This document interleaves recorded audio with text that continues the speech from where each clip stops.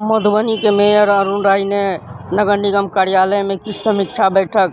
मधुबनी के वार्ड पार्षदों के द्वारा मधुबनी के विशेष ध्यान छठ को महापर्व को ध्यान में रखते हुए नगर निगम के मेयर अरुण राय ने प्रेस वार्ता किया। आज बैठक किया गया था, क्या सब दिशा निर्देश दिया गया?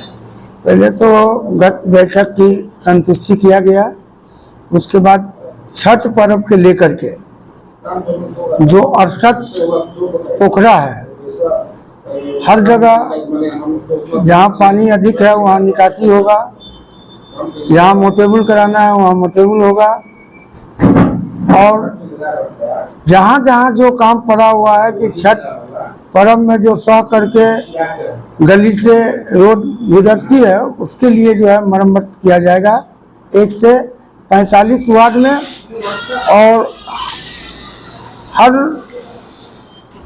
जगह 68 पोखरा पर।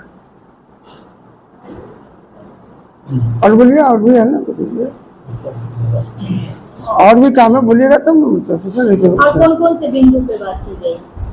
और कोई इसके अलावा और कोई बिंदु पे चर्चा हुई आज की बैठक में?